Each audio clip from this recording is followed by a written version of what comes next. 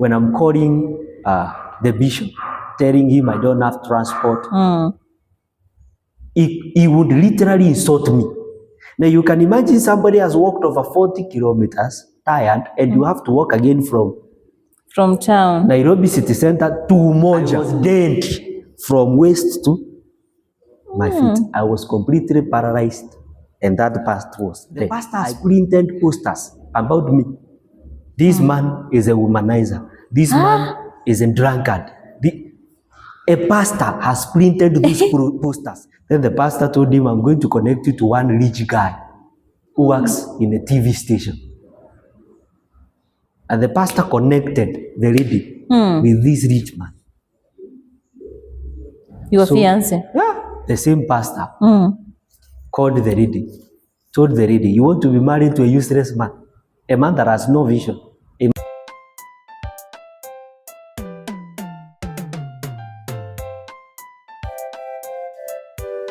Hello, a very warm welcome to yet another episode on My Story edition. This is Tales by Nelima, and on our desk is a man of God, an apostle. I'm gonna let him introduce himself, although this is not the first time I'm hosting him here. Karibu sana, Apostle. Thank you so much. Yeah, kindly introduce yourself. Thank you, Nelly. Yeah. I appreciate for this opportunity that you usually give me. Through this platform, many lives have been touched, and God has done great things to people's lives. So I don't take it for granted. Also, I take this opportunity to wish you a happy birthday. Wow. Thank you so much. I don't know whether people have wished you happy birthday. You people, you keep on following this channel. Nelly has a birthday. It is a season of birthday. Wow. Surprise her with cake, with gifts. Even me, I'll give you my cake today. Wow, thank you. Before you leave here, make sure you have the cake. Thank you. My name is Apostle Muribi. I'm born again. Jesus Christ is my Lord and my Savior. Thank you. Wow, welcome to this yet another episode, Apostle. Thank you. I know we've done 2 episodes with you. Sure. And today, guys, we're going to talk about, we are still on ministry, the challenges that the man of God that is seated right here before us, he went through. So take us through your journey. Thank you so much. In the first episode, second episode, I gave a larger part of my testimony, and I believe many people have watched it, and it has become a blessing to them. When God called me, I thought that everything is going to become all right automatically. But there were many challenges, and the journey that God took me through, it was a very painful journey. Sometimes it seemed as if there is no hope. But I can assure you, regardless of many challenges and pain, where God has brought me to, I have seen of His faithfulness. I have seen of His goodness. When I came to the city, immediately I finished Form 4. I came with higher expectations, especially concerning serving God. And one of the greatest challenges that I faced is that I told you when I was joining high school, my mother and my father, they didn't have money to pay for my school fee. So they were planning to take me to a polytechnic school. I repeated class 8, thinking that when I repeat, I'll give a room to my parents at least 1 year to gather for money so that they may be able to take me to the best high school that I wanted to go. And I told you that one day, very early in the morning, I went near that high school that I wanted to join, the best high school in our place. I went there very early in the morning, and I looked at the school and I prayed God. I told God, my parents have no money. They can't afford to take me to this school. I made a vow with God. If God, you are going to provide for me, that I may join this high school, and you are going to teach me and provide for me from Form 1 to Form 4, I will never serve anyone. I will serve only you. So I entered into a vow with God. And because I was very young in the things of God, I didn't know the intensity of having a vow with God. When God fulfilled His vow and was able to join the same high school, supernaturally, by supernatural provision of God, from Form 1 to Form 4, God paid for my school fee in a supernatural way. When I came to the city and I started now to join ministry, I felt at some point I need to be employed. I need to join the corporate world and work there so that I may balance between serving God and corporate world. I can tell you, Nelly, I suffered. Everywhere I was going to look for a job, it is either the company is going to close, or things are going to happen, or false allegation, and I'm going to lose that opportunity. Why? Because of the vow. The vow I give to God was, if you educate me supernaturally, if you pay for my bills in high school supernaturally, I will not be employed by anyone. I'll be employed by you, God. Wow. I will serve you for the rest of my life and I will not do anything else. Because God honored his vow. It was a must for me to honor the vow I had for him. I had dedicated all my life to God through a vow without knowing the power of vow. That's why the Bible says that God has no pressure with fools who make a vow with him, but they don't fulfill the vow. So I started to realize wherever I'm going to look for a job, I don't succeed. I am bright. I explain myself very well. I am eager to find a job, but I cannot be sustained in that job. Where either false allegations will come, I'll be fired for no reason, or the company will close. One day I told you I went to look for a job in one of the car wash, because that time I used to spend the night outside under the benches in the marketplace. I was like a street boy that time. Life has beaten me. I have no hope. I am hopeless. And this time I am sleeping outside in those market benches, a place called Mutindo. That is where I used to spend my night. And because I had slept there for over 5 months, close to 6 months, I decided to go and look for a job. I met an old man who had a car wash at a place called Umojatu. And this man was an old man. I thought if I'm going to explain myself to this man, he is going to give you a job. To give me a job. He is an old man like a father to me. I met him, I explained all my situation to him, and he was just listening at me. He was saying, hey, continue. When I finished explaining myself with a lot of humility, just being innocent, he asked me, are you through? I said yes. He was almost killing me with stones. Hey! I ran. He was throwing stones at me, almost killing me. I'd have not done anything bad.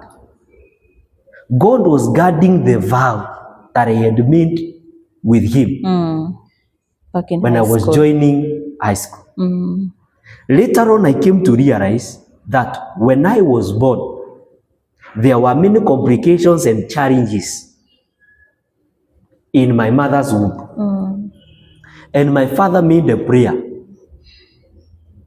and said, if God, this child is going to be delivered safely, we are going to dedicate this child for you.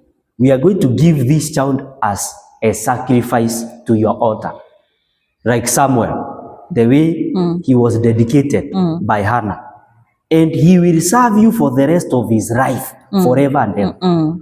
So it means your parents waited for so long before they gave birth to you. They gave birth to me. And also there were many medication complications, many medical complications that my mother had.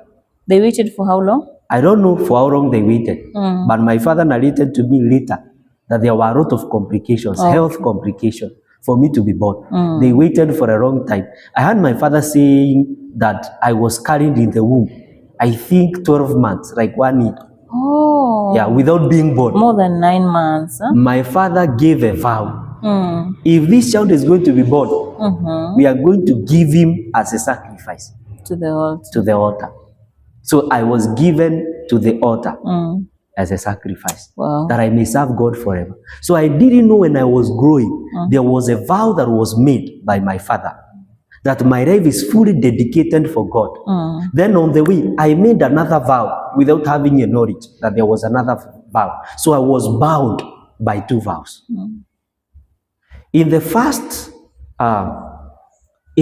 series of this testimony, I gave the testimony how I was lost in smoking ban, eating ban. I was so addicted in smoking and eating ban to a point that my middle ear had a crack and I had internal bleeding. Throat cancer was developing. I was being taken from one hospital to another without finding a solution. And how God healed me. The reason why God healed me from sicknesses that had no medication, the reason why God rescued me from satanic trap that wanted me to die prematurely out of cancer and internal bleeding, it is because there is a covenant that my father and my mother had given upon my life. A covenant that this child will serve you for the rest of his life. So God was guarding the covenant. And as I'm giving this testimony, I want people to understand that covenant has power.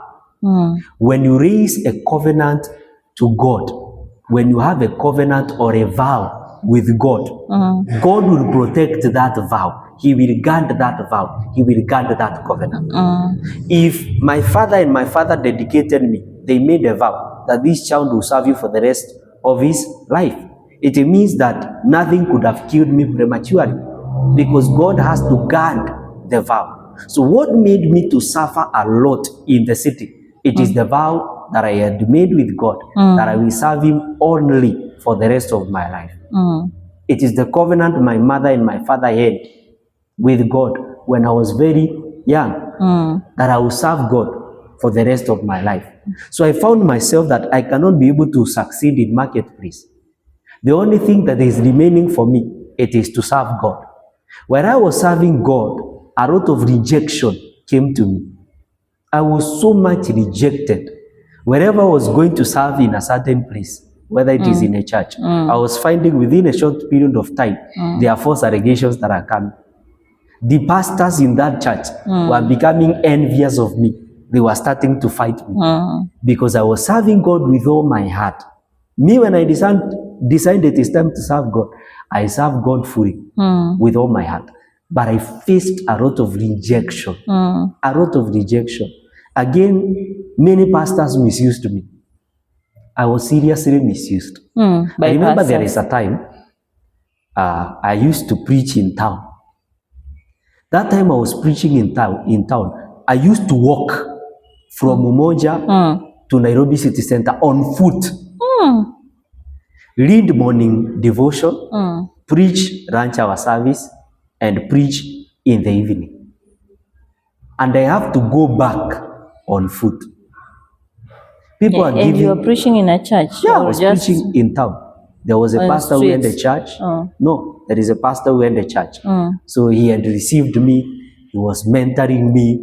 And that time he was away. So he left church to me. He told me, take care of the church. I'll take care of the necessity that you need.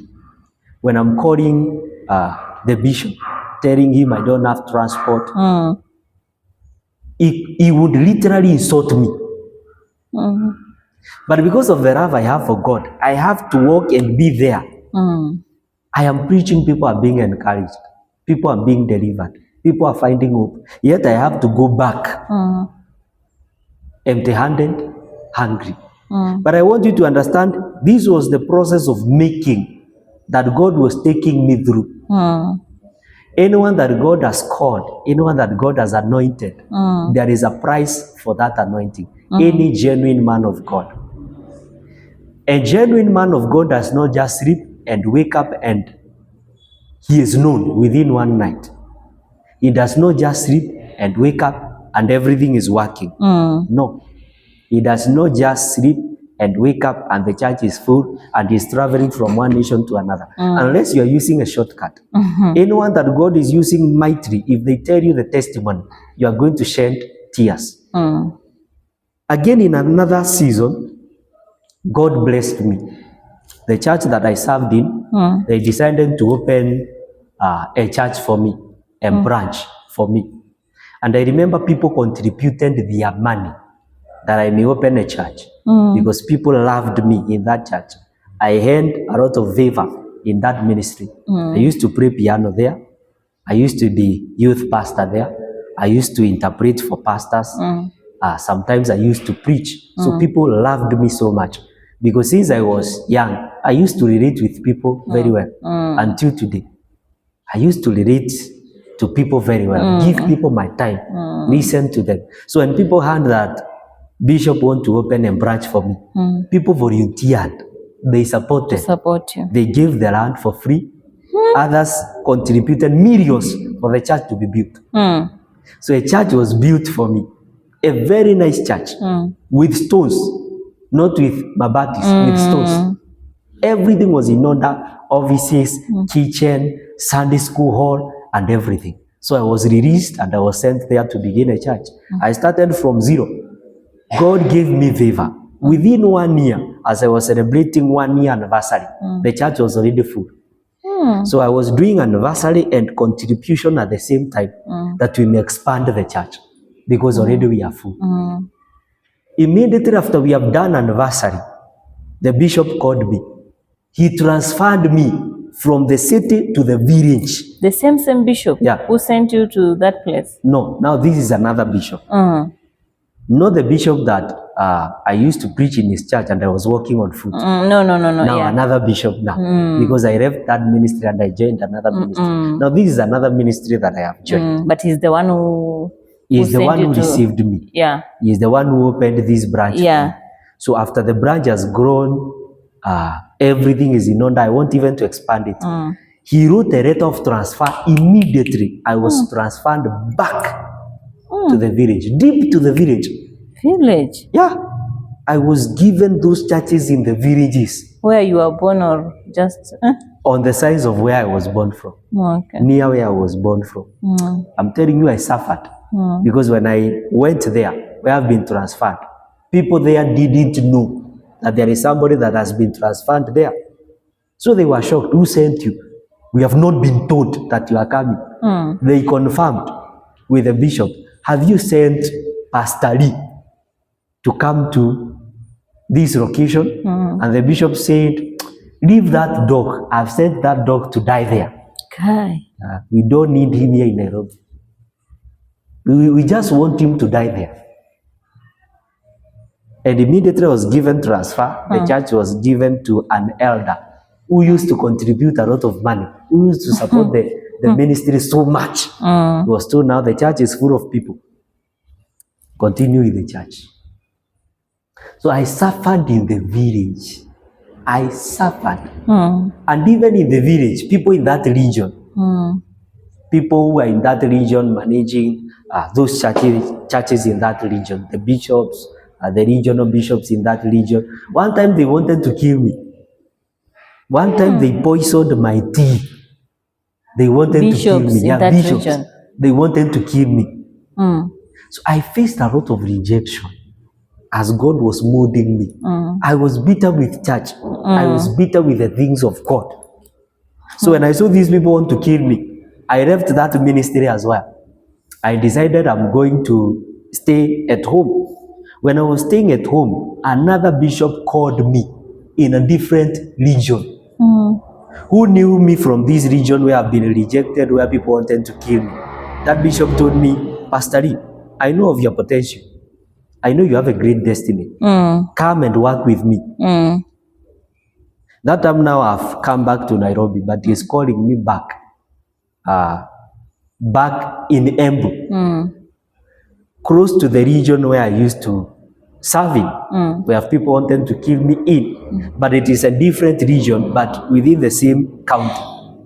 So I asked him, how am I going to serve with you? And I live in Nairobi right now. He told me, don't worry, I'm going to be paying your transport from Nairobi to there and coming back on Thursdays and on Sunday. So this bishop had many churches. And he had one big church that had no pastor. He told me, don't worry, those people wanted to kill you.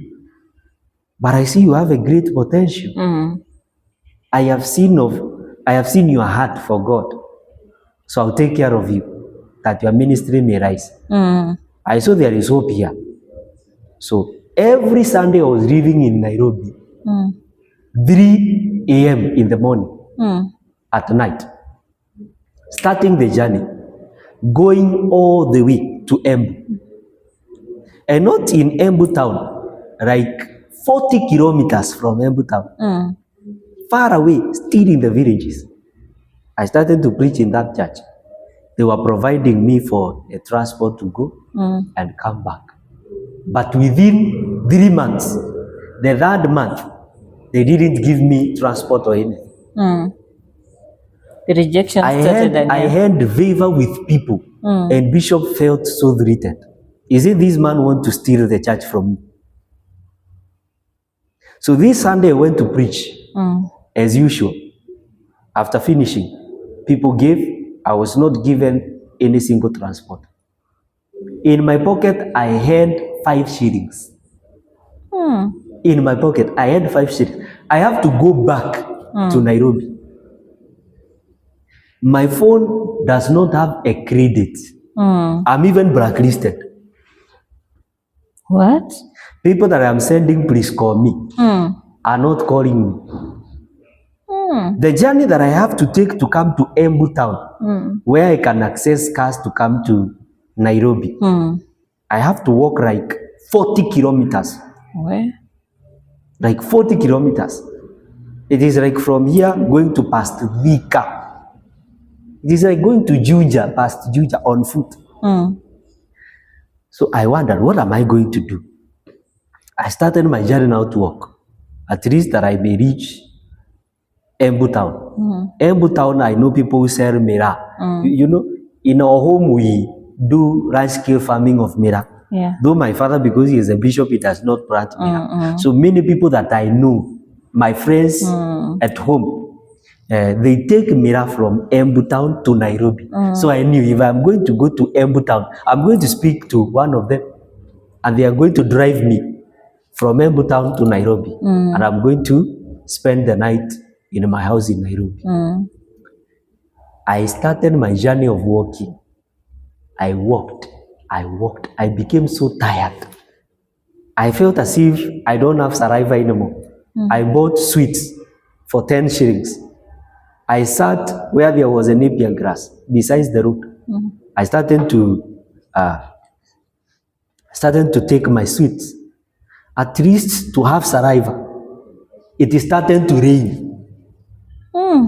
And that road, it is like at the middle of the forest.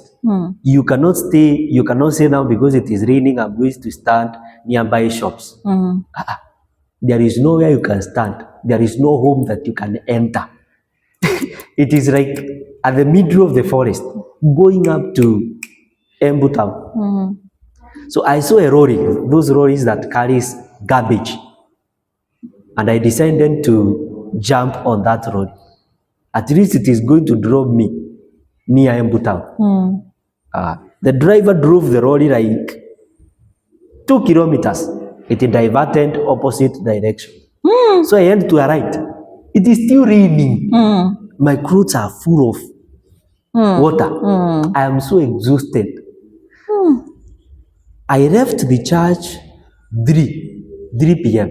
Around 3:30 p.m. I arrived at Embu around 10:30 at night.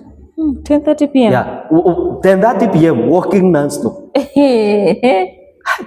Where? I'm trying to stop cars. There is a woman that I stopped. That woman cursed me. She insulted me. You. All kind of insult. I was feeling the rejection in my heart. The rejection was so painful. But I want you still to understand that all this was the journey of making me to be the kind of the person I am today. God was crushing me. God was molding me to be the kind of the person I am today. So when I arrived at Embu town, I talked to one of my friends. They drive miracas. And you know, when you are using miraca from Embu town to Nairobi, it's like 1 hour 40 minutes. Yeah, 1 hour 40 minutes. you are in Nairobi. So they gave me lift. I was driven up to Nairobi. So from Nairobi city center, I have again to walk to Umoja because I used to stay in Umoja. Now you can imagine somebody has walked over 40 kilometers, tired, and you have to walk again from town, Nairobi city center to Umoja. And it is late at night, very late at night. So I arrived in my house around 1:40 a.m. At the middle of the night. I'm so tired. In my house there is no food and I'm so hungry. The only food that was there, it was 2 tomatoes and 1 onion. I had to make kachumbari, 2 tomatoes, 1 onion, and take it now as my supper and sleep. So when I slept, I woke up around 9 a.m. in the morning. When I woke up, I was so shocked that I was paralyzed from waist to my toe. I was completely paralyzed. Like seriously? All this part was dead. I couldn't feel pain. I couldn't move my feet. I couldn't move my toe. Nothing was moving. Nothing was working at all. I was dead from waist to my feet. I was completely paralyzed, and that part was dead. I couldn't feel myself. You can imagine. And what was the cause of that? Walking. Yeah. That walking was not an easy walk. It was too much. It was too much. So this part from my waist to my toe, I was completely paralyzed. I couldn't move my legs. I couldn't feel my legs. Even when I tried to lift my feet to walk out of my bed, it is impossible. So I knew from that time now I'm going to be using wheelchair. I knew. It is either I'm going to die or be using wheelchair for the rest of my life or lose my feet. So I was bitter with God. I told God I was walking because I came from your work. All these I've gone through it because of your work, for your sake. I decided to continue sleeping because I'm useless now. I decided I'm going to continue sleeping, and I slept crying.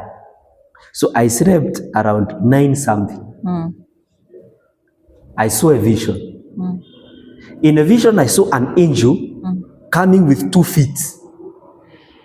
This is not a vision I have slept, not a dream. I'm seeing a vision. An angel coming with 2 feet. And he came to where I was sleeping. He plucked out my 2 feet. I felt pain. I screamed. Brand everywhere. And inserted the 2 new feet. What?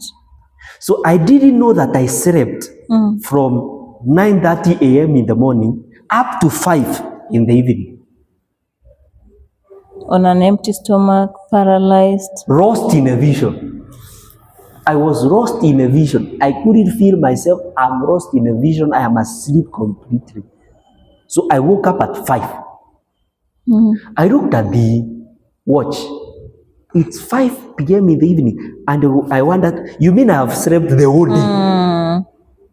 To my shock, my feet were moving. Everything is in order. So there is something that I want to show you. That you may know God is still alive.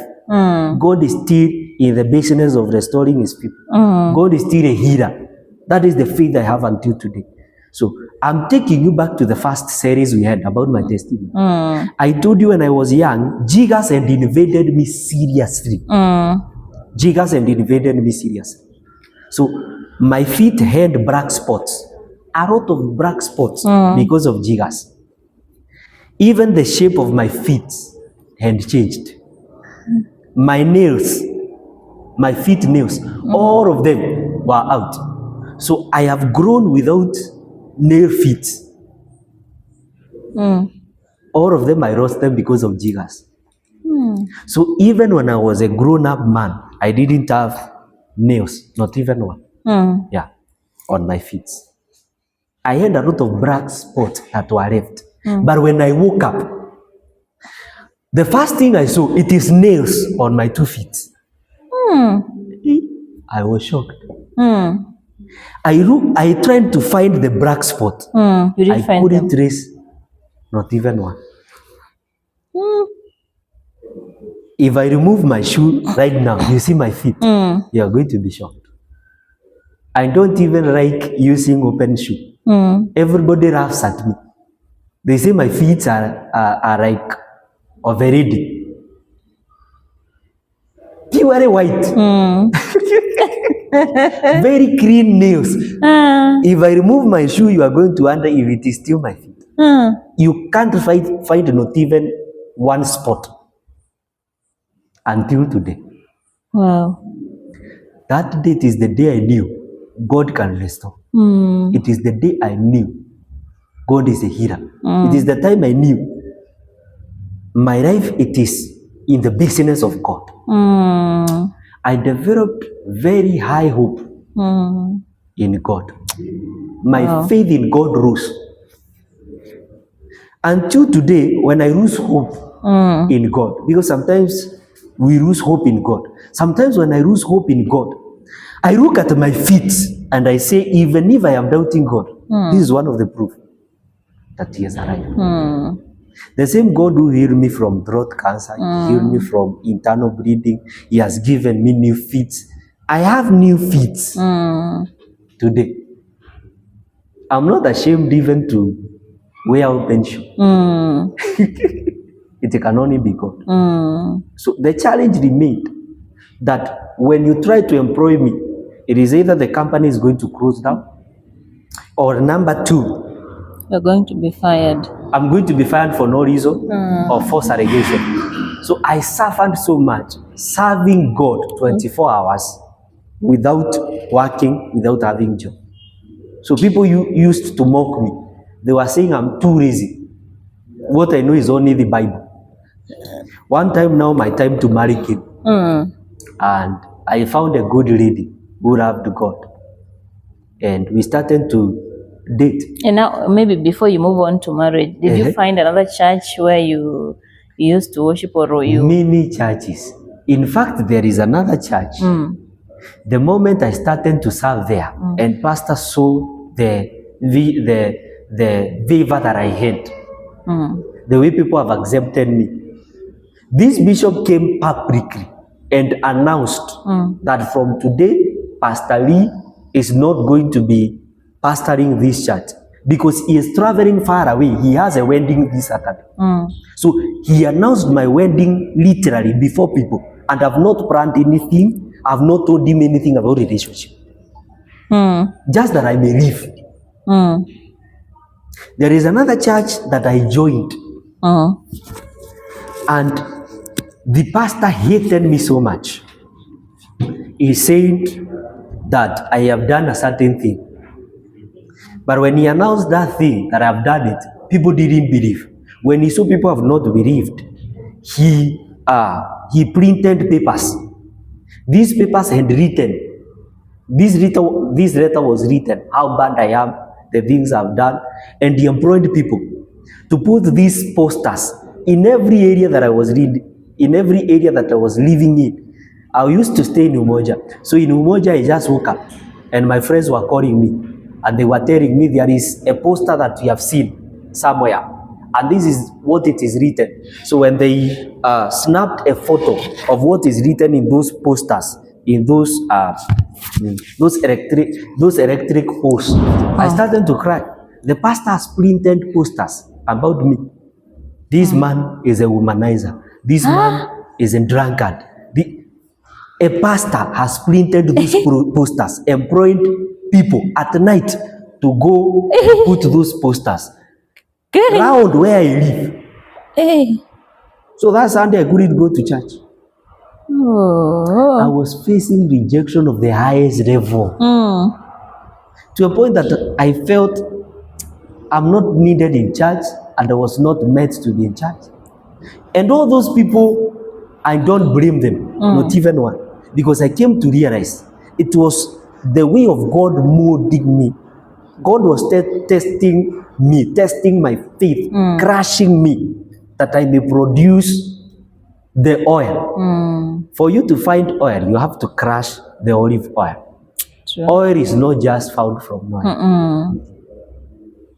For you to get a good wine, vine has to be pressed. So God was pressing me to be the kind of the person I have today. The character I have, it developed through those things that I went through.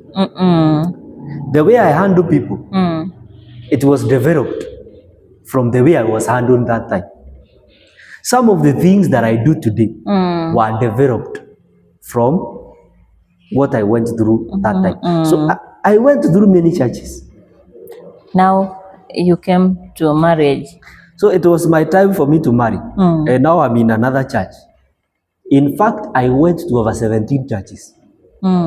Before you got married to your wife. Over 17 churches. Everywhere facing rejection. I'm starting where people ask me so much. I have rebuked the spirit of rejection and all that. At that time, nobody is mentoring me. Nobody is comforting me to tell me this is the usual journey for the men of God. This is what people go through. Who God has appointed, who God has ordained. Nobody was there to tell me those things. So in this church that I was in, I met a lady. We loved each other so much, and we started to prepare for wedding. The pastor came and asked the lady to meet. The lady was asked by pastor to meet him at the office on a Wednesday.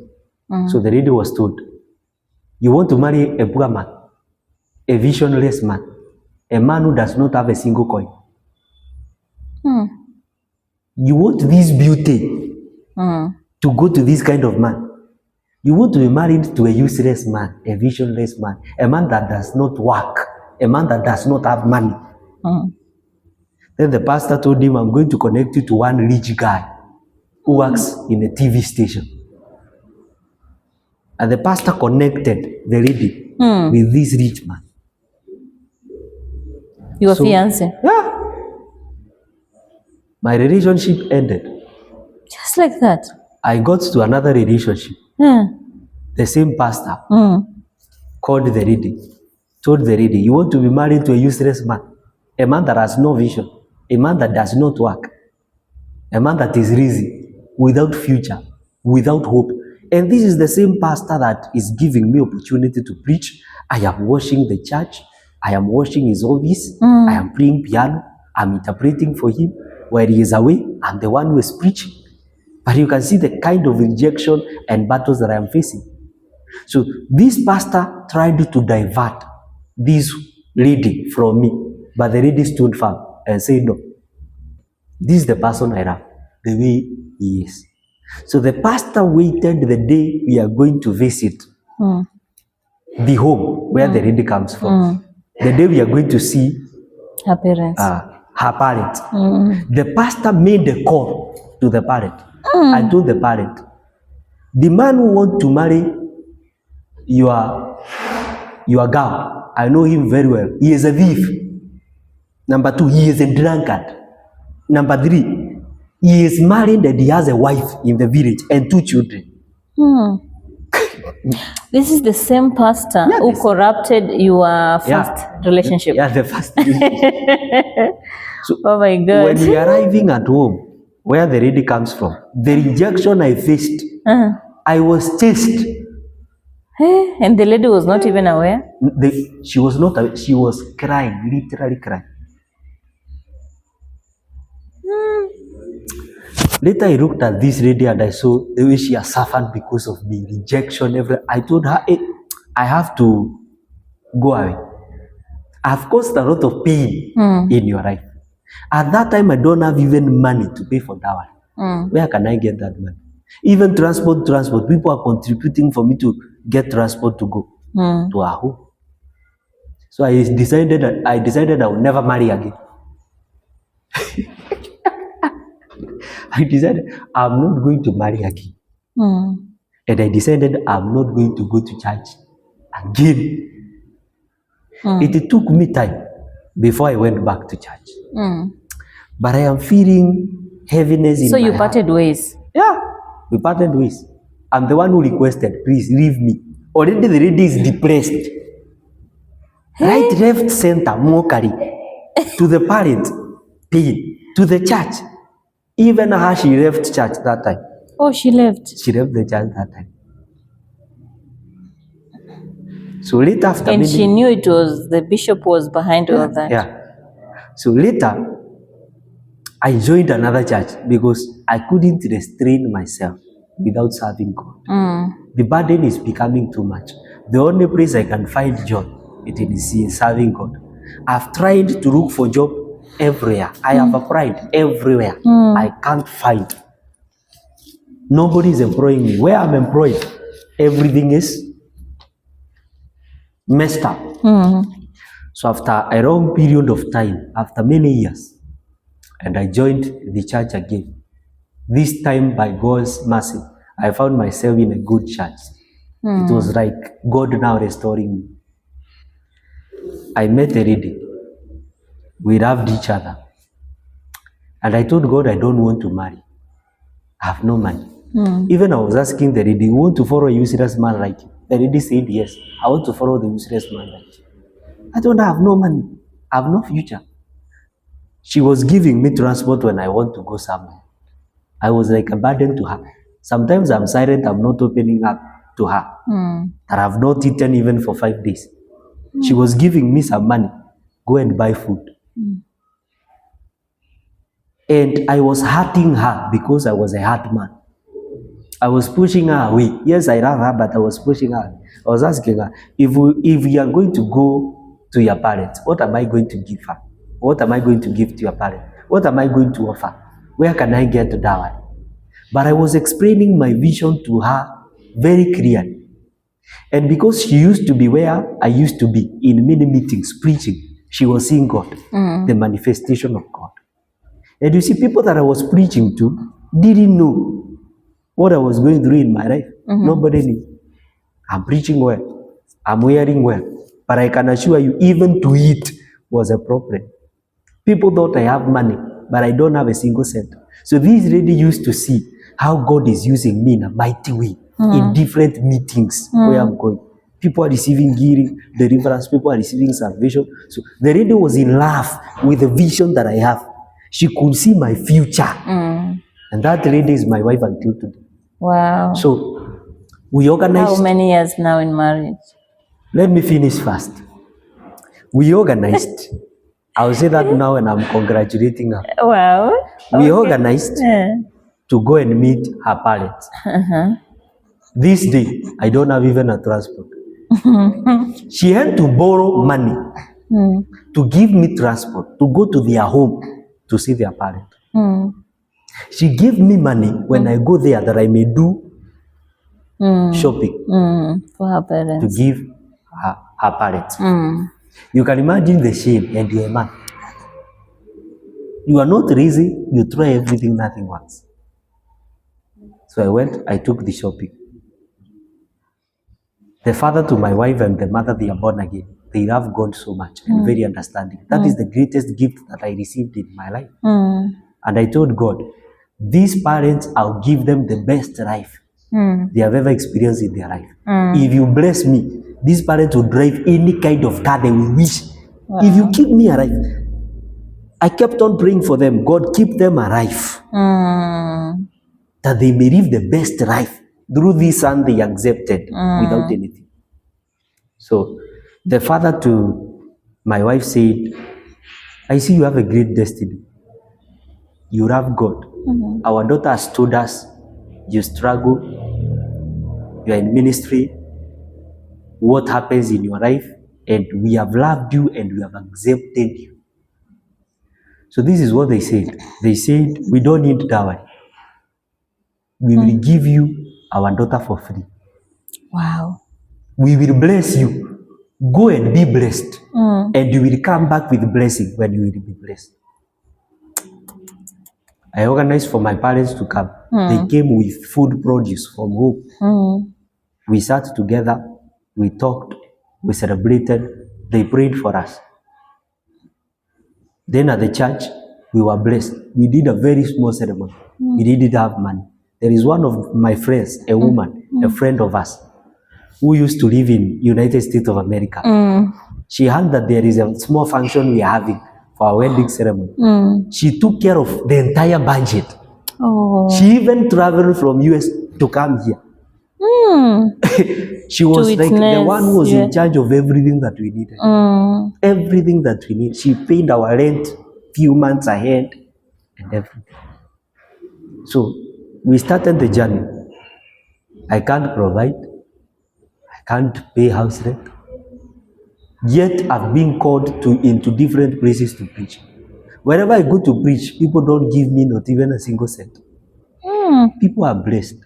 Miracle signs and people get healed. God was taming my appetite for money in preaching the gospel. God was teaching me to depend on Him. God was teaching me not to convert people's problem to become my gain. God wanted me to see people's problems as an opportunity to reveal God, but not as an opportunity to have a good car, to feed my stomach, and to feed my family. So we used to go with my wife into different meetings. I preach, and we are going to walk back on foot. Sometimes my wife was walking back to our house, crying, literally crying. I'm holding her hand. We are walking on foot, like 6 hours walking non-stop, and we will sleep without food. Still trusting in God. She was still believing in my vision. It was not easy. My wife cried. My wife suffered. She became bitter with God. A time came when I told her, you have suffered a lot. You are going to die here. There is no even food. There is no hope. I told her, you go home where you are born. When my life will become well, I'll come and take you back. She went to her house, to her parents. Stayed there for 3 weeks. She came back. She told me, no, I still love you. Let's suffer together. When she is coming, 2 weeks, I've not eaten. I'm almost dying of hunger. I still go to church. I still preach. Somebody can give me even 200 shillings. And the church is big. People have given money. Hundreds and thousands as I see. And the transport, I'm given 200 shillings. We stayed. And the pastor could not even support you? No. The pastor who officiated your wedding? You see, the pastor that officiated the wedding, he was not our pastor. Okay. He was our friend, who until today is our biggest friend and the biggest blessing in my life. The pastor who was my pastor that time refused to officiate my wedding. What? He said, if you can't fuel my car, if you can't pay me 50,000 to officiate your wedding, I'm not coming. He didn't come. So it is our friend who officiated our wedding.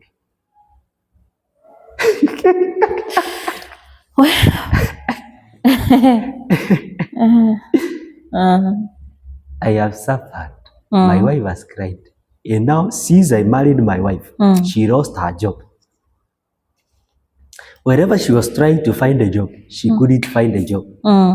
She started to have a core of God. She started to have a vision, preaching to many people, preaching to women, preaching to pastors' wives. That is what she used to see. She started to hear the call of God in her life. That call of God disturbed her. Even her, whatever she was trying to do, nothing was working. Where she is employed, the same thing that was happening to me, it is happening to her as well. Nothing was working at all. So both two of us are jobless, but all of us, we are feeding hunger and thirst that is too strong to serve God. Nobody is helping us. And whoever we are coming across, they can see our potential, they want to misuse us. We suffered for a very long time. Our house was being closed every month. We used to sleep in church with my wife. We could spend like 1 week in church, sleeping there. Everything has been closed. Landlord has closed our house. We have no money. We have nothing to do. But we are still preaching. We are still looking okay. The parents to my wife one day called their daughter and said, the God you serve is a dead God. This God that has mistreated you like this, This God that no food, nothing, leave that marriage and come. My wife said, no, I'm married to the right person and I'm very okay.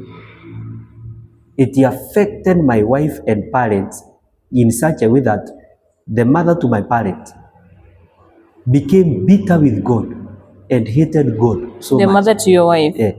Because of seeing what we are going through and what the daughter is going through because of God. There is a time my house was rocked and we are asleep. We don't know. It is on a Sunday we have to come to church. You see this small window for bathroom. All of us, we jumped through there. The risk of jumping from me and my wife just to be in church. That day we preached. My wife sang. My wife is good in singing. Oh, she's in present worship. She's in prison.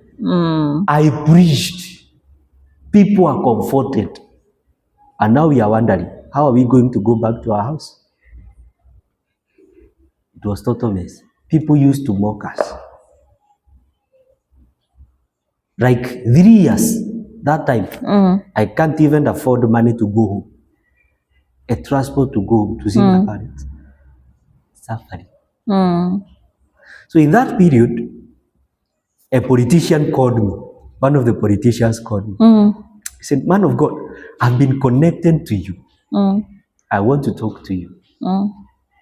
So we had an appointment at Serena Hotel. And I said, God, you have remembered me. Such a politician. And we are meeting at Serena. I said, God, now you have changed my life. You have remembered me. I went to Serena, we met. She said, I have heard of your God. I am about to be auctioned. There is a loan I have, and I'm about to lose my properties. But I have a very big land, somewhere I won't mention, a very prime place in Nairobi. I have 15 acres of land in a very prime place. I'm trying to sell this land quickly to sort out these debts. Nobody is buying, no customer. I've advertised the land in TV, in Gazette, it is not going. Please help me. I told her, let's drive. We went to where that land was. I anointed the land. And I declared, from now, let this land be bought. I said within 3 days, let this land be bought. At a good price, as you wish. That you may sort out these debts, that you may not be auctioned. Before I left there, because she paid for my Uber, she wanted to give me money. I told her, no. Before you give me money, let's see if my God is a true God. Before you give me money. So she paid for my Uber. And they have even ordered Uber to go. She said, I'm going to pay it.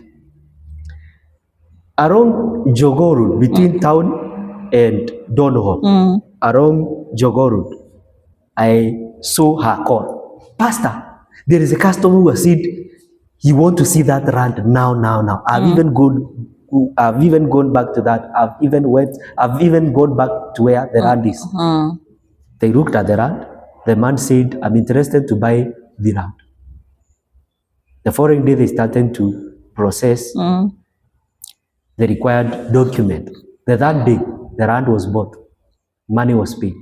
She called me again to Serena. She said, Pastor, within 3 days, the land has been bought. Come, we meet again. I have something for you. I told my wife today, God has changed our life. I went to Serena. She told me, 10% of what I have sold, I'm going to give it to you. And I'm going to add another 10% because I've seen you are God. She took money. It was cash money on a paper bag. Gave it to me. She asked me, do you have a car? I said, no, I don't have a car. She gave me car key. I said, God, you have surprised me. While I'm there meditating, I heard a voice telling me, I did not call you for this. I fought with that voice to a point that I went to toilet 3 times. Ow. To ask God, are you God or Satan? Are you God or Satan? I came, I sat, I was sweating, I was feeling cold. And God is telling me, I have said I did not call you for this. return these things. The last voice I heard, it said, don't eat with dogs. I was like, don't eat with, what do you mean? He said again, this is not my food. God said, what you are eating, this is not your food. I argued with God. I was about to overcome God.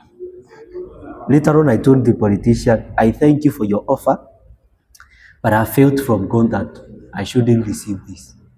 Not with bad intention. I've just felt it. I returned the money. I gave her khaki. She shouted. She said, are you a true human being? Are you a human being or you a robot? She even stood. She said, hey, if you're a pastor that will never find help, it is you. And if you're a true pastor, then I have believed today they are true men of God. I just left. I remember that time I earned 100 shillings. I walked from Serena to town, city center. And I used a different route so that when she's driving, she may not see me walking. I went to town center, boarded a matatu, went home. My wife asked me, what has happened? I told her, don't worry. We continue to remain in wilderness for many years. We are praying to people, people are seeing God. Nothing. So one day I cried to God, I asked God, until when shall I continue to go through what I'm going through? I asked God, I can't provide for my family. I can't do anything. So that night I had cried. I had a vision. In this vision, I saw myself accessing a certain website. And I saw myself doing graphic design, editing videos, building apps, websites. And it is in a vision. When I woke up, I went to my phone. I followed what I saw in a vision. Now, this is in a vision. And I can assure you that day I started to design flyers, to design website, to design apps. Things that are very hard to do. Without being trained, just like that. Me, I build even apps from scratch. Apps for circles, for rules. Wow. Website, any kind of website.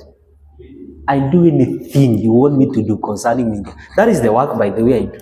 Wow. You are I can recover any account that you have lost. Even if you lost it 10 years, I just recover. Even when password was changed, the name, I just recovered it. Everything about cyber security, I do it comfortably. Wow. That's how my breakthrough came. I started to work with some few banks when they want apps to be built for their circles, to change their apps, to service their apps, to do cyber security for organizations and all that. So breakthrough started to come. So I found myself, I'm preaching and I'm serving God comfortably because I'm working online. So I started to work online. Mostly I was working at night. During the day, I am serving God. That's how my life became easy. And God gave me breakthrough. I remember like 2 months from there, I earned money. I woke up, I did jobs came. I woke up 5 a.m. in the morning. I slept 12 at night. I had made 25,000 within a day. What? Yeah, within a day. We just vacated to a bigger house. We changed things. We bought what we did. I made money such that I couldn't see any need to sort out with the money that I have. I was asking my wife, what else have we not done? She was saying, nothing. And give me time, I think. So until today, that is my life. I don't take from church. I give to church. You know me and you know where we are. The offering that people give here cannot pay this church. Sure. We pay it. We sort out every bills that are needed in church. We don't depend on offering. Even when I am here, I am working, I'm making money, and I am serving God. Wow. I don't It's serve God amazing. because of money. I don't need money from people or anything. Wow. So breakthrough came. We started to see critical cases coming to our church. People who have never walked using wheelchairs. We have seen them standing and walking. There is a man who had coiled hands. Hands have never worked at all, coiled since he was born. He didn't have joints anywhere. You no mean joint coiled here. hands? Coiled completely. An old man around 48 years. No joint here, no joint here. So he cannot be able to eat or touch anything. We saw him literally hands straightening. When was that? Just few years ago. I have to post that photo a lot. If you look at my Facebook, there is a photo I have posted recently. Somebody lifting his hands like this. That was the man. Another man came having a fracture, leg fracture at the knee, at the middle here and here. So there was a metal inside coming from Kenya. He had us doing service, entered there. The man received healing. He jumped. The metal was coming out. Blood was everywhere. The man was jumping. He received healing from there. Critical sicknesses. And we were not even struggling. We were just making a simple prayer. Sometimes I used just to preach. Somebody came for healing. I've not even healed them. I've not even touched them. Miracles are just happening. People began to thank God. Hey, Pastor, where do you live? How do you... Just breakthrough started to come like that. People with HIV, cancer. I don't want to mention because people don't believe in God. Their faith is too low. It's like they God think all pastors are fake pastors. They think all pastors are fake. They think all pastors are after money. They are true men of God. Even today, you have seen how many people are here. Sure. I've not asked anybody even a single thing. Sure. Lakini ni vizuri watu kusema asante mchungaji. I teach people also to be grateful. Yes. But let me tell you, there is God. So where I am right now, I'm in the stage where you can't convince me there is no God. You can't convince my wife there is no God. I told my wife, relax. You will eat whatever you want. You will go wherever you want to go. You will wear whatever you want to wear. Wow. That woman stood with me even when I was useless. I don't want to hear she is lacking anything. I can do anything for her. She's a real blessing. I told her, you will be all over in the news where God is taking us. I'll make sure you are a pastor's wife who drives the best car among pastors' wives. Not from offering, from our God that we have been served. From the God that we have believed. You will live well. Your parents will live well. They will see God. I want to tell people that I'm sure her parents are now happy. Very happy. Very happy. Even yesterday, I was just here, seated. I just felt, no, I have to surprise the father. I just surprised them. Wow. I just talked to my parents, how are you doing? They have joy. Our home had no hope, as I had said. Poverty that was there. It was of another level. Any true preacher that does not have the past history of making, you have to doubt that pastor. Any pastor that does not know what it feels to be jobless for a long time will not understand what you're going through. Sure.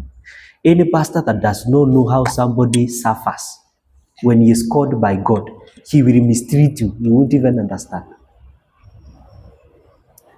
In this church, I love poor people more than I love the rich people.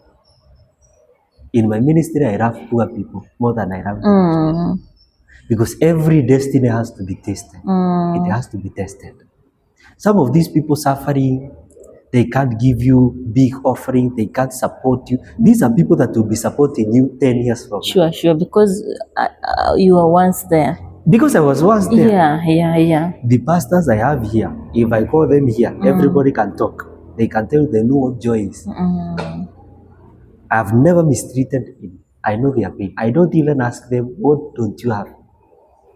I just know what they have.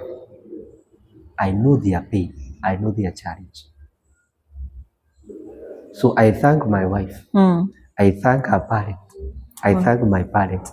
And I thank every preacher that I went through hell in their life because they accepted to be my fire. That fire may make me the kind of a person I am. Yes.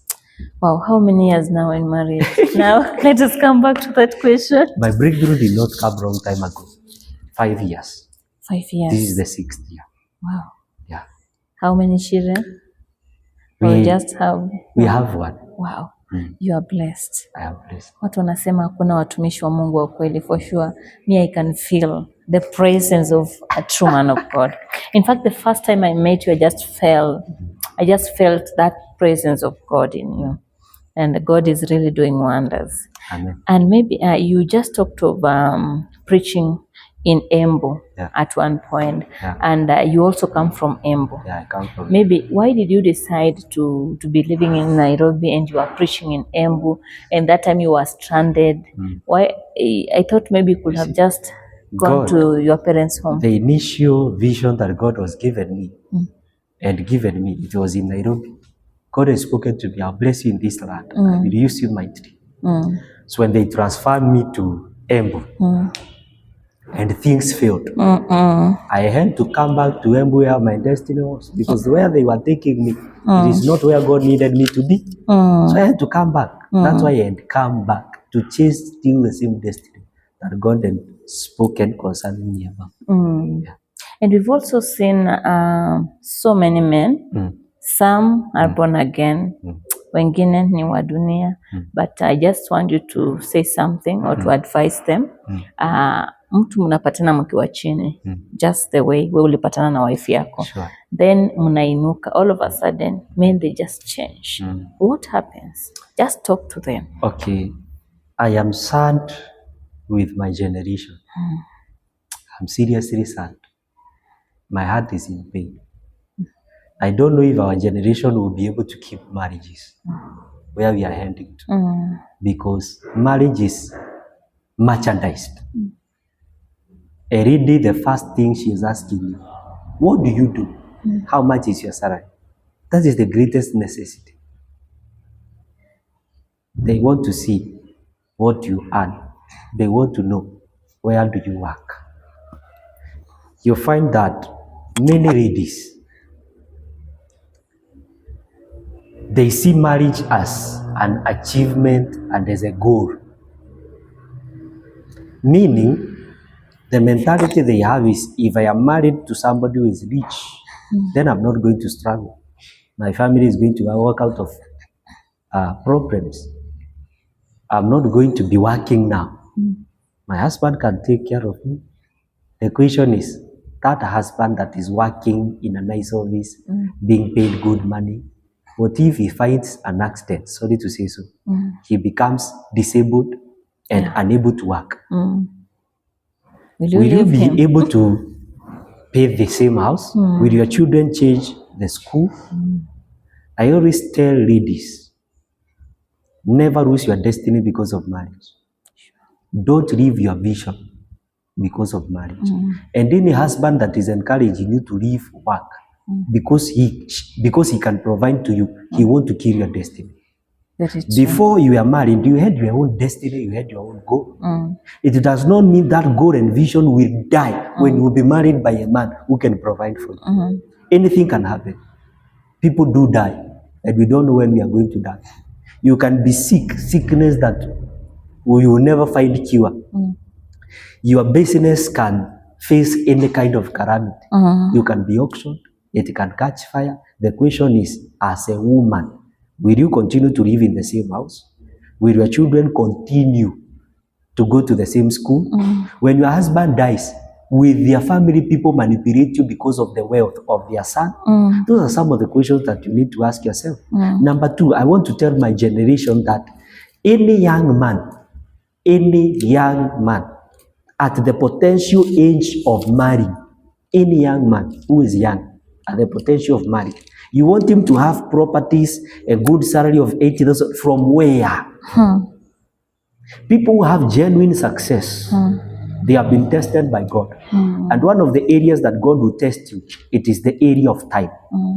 Anyone who has a great destiny, you will notice that many of their seasons of life, you will think they have satanic delay. Because there is always delay, nothing is moving. It is not easy for them to find job. They are getting job today, they are fired the following day. When you marry a man who has a great destiny, be ready to suffer to pay the cost. But many people are not ready to suffer the cost. Today I cannot leave my wife because of a woman who is rich. For what? I cannot mistreat my wife. I cannot withstand my wife lacking anything or having stress over anything because she stood with me when I was nothing, when I was useless. She was my strength. I'm going to be her strength. When you look at many politicians, many presidents, you will notice one thing. Their marriages are instant, standing strong. Have you ever looked for a photo of Barack Obama and the wife before they married? How do you see that photo? If you are the wife that time, if you are the girlfriend that time, what could have attracted you in Obama's life? What about Uhuru Kenyatta? For the Uhuru Kenyatta was even worse. The way he was looking. William Ruto. The way great men that have great destinies. If you could have seen them at their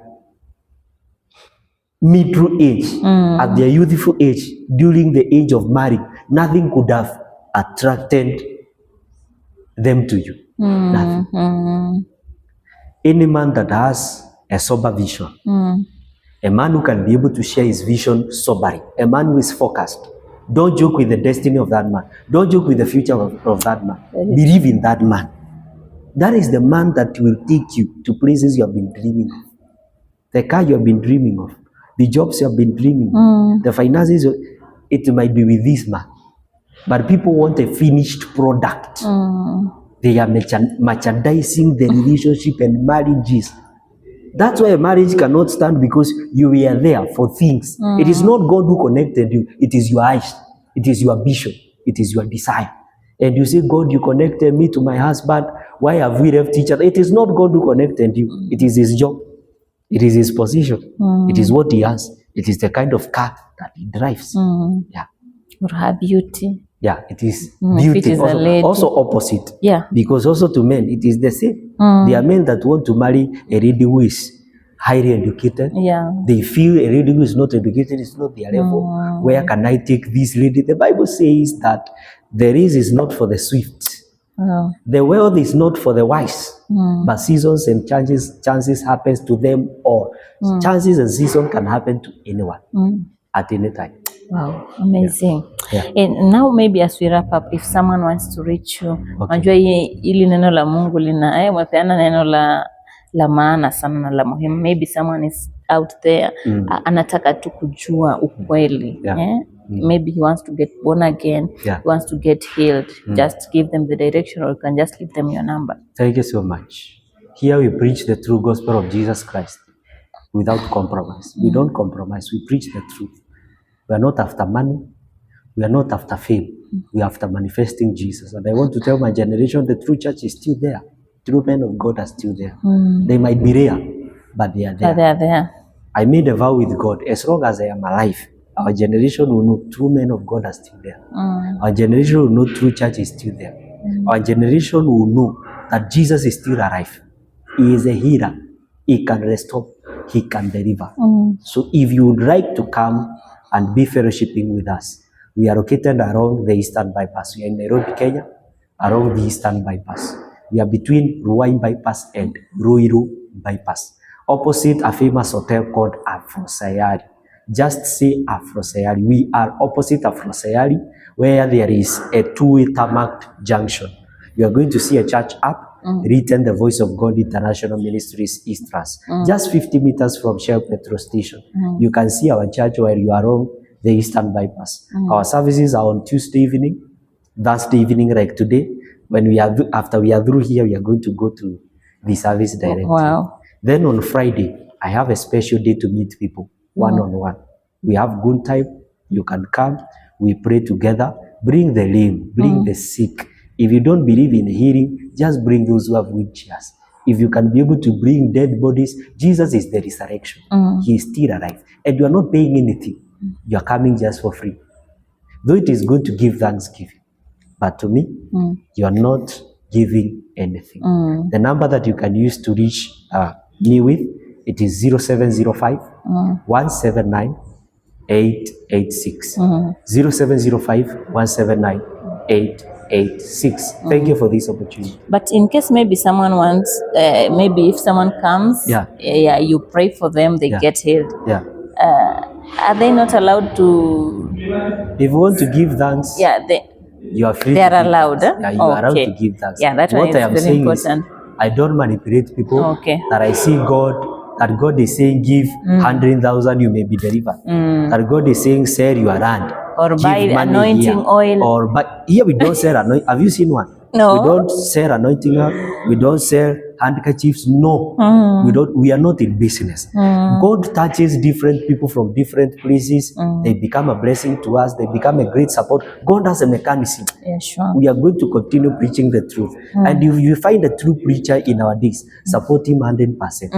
There are not many they are few. Wow. Yeah. Thank you so much, Apostle Lee. I appreciate it. To our audience, thank you so much for tuning in. This is Tales by Nalima. My name is Edith Nalima, and maybe in case you want to support our shows, you can reach us through this number 0741 276100. Thank you so much. God bless you. Amen.